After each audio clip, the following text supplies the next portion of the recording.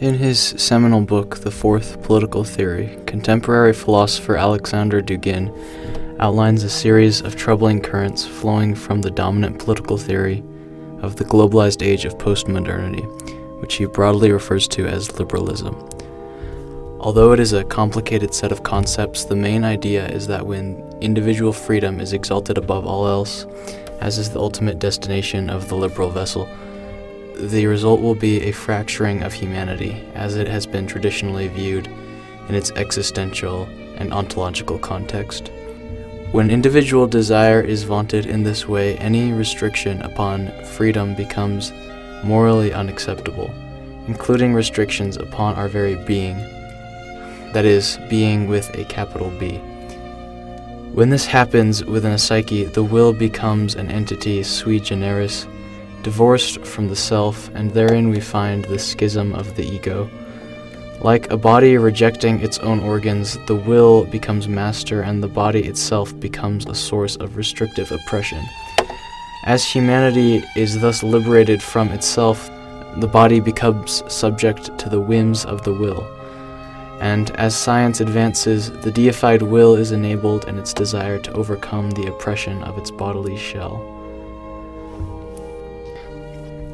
Dugin writes forebodingly of body modification, the advent of cyborgs, clones, and genderless androgynies, demarcating this process in the terms sub-individualization and trans-individualization.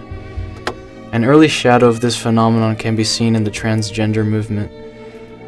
All this works in tandem to destroy the human and to usher in a new form of being known as the post-human, a collectivity which Dugin likens to a nightclub full of dancers, all shuffling dully to the same beat, each one perversely modified into a hermaphroditic uniqueness, and yet all featureless and faceless within the throng.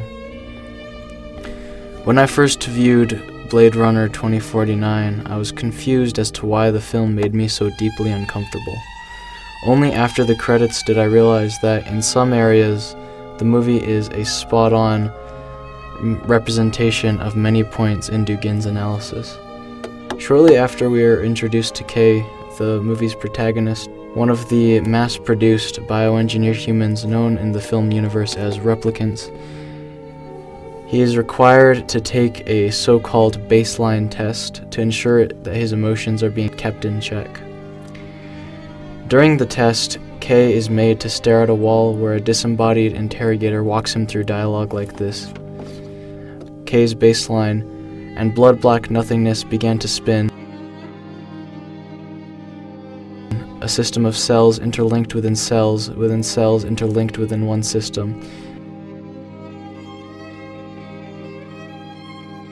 And dreadfully distinct against the dark, a tall white fountain played.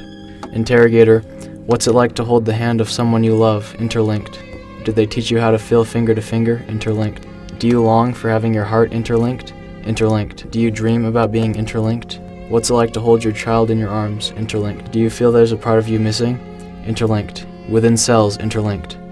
Kay repeats, within cells, interlinked. In this world, Kay has been reduced to nothing but basic biology, nothing but cells upon cells interlinked, an ontology deemed inconsequential and unimportant. All around him in the dystopian future there are nothing but emptied-out shells of people enslaved to a corporate hellscape of technology and low sensuality. In particular, the replicants serve as a facsimile of a humanity stripped of its transcendent being, and it is no coincidence that in the film they are portrayed as products of technology. A simple Google search of the ethics of cloning will turn up dozens of articles arguing the case, but implicit in every essay is the assumption that something about our aggregate existence as humans goes beyond easy definition. The movie also bears traces of references to Baudrillard's work, namely the concept of the simulacrum, an imitation which replaces its original. Kay's AI holographic girlfriend, Joy, is throughout the movie depicted as the most recognizably human character, even professing her love for Kay just before her death. As I watched this, I felt my heart wrench, and then recoiled as I realized I was experiencing an emotional response to the death of a computer program. one that was more traditionally human than any other character in the movie. In the world of Blade Runner 2049, nothing is beyond replication and modification. People, emotion, sensation, and even memory are all commodified and made malleable by a capitalistic, corporate tyranny of technology. Perhaps the most tragic of all, however, is the driving plot point, the search for the replicant that was, in the words of the film, born, not made. It is implied that the replicants believe that the ability to produce naturally makes them qualitatively more human. The manifest tragedy of this attitude, however, is in the assumption that this will improve their condition, or fill some sort of emptiness inside them. The movie's antagonist, Neander Wallace, the head of the company licensed to manufacture replicants, views the ability to give birth as just another thing to exploit. Sadly, in such a barren, atomized world, there is no escaping commodification. Whether intended or not, Blade Runner 2049 is a highly prescient work, and if the currents of liberalism are not altered, and if a return to tradition is not achieved, our reality will set the other foot into the postmodern nightmare it is becoming.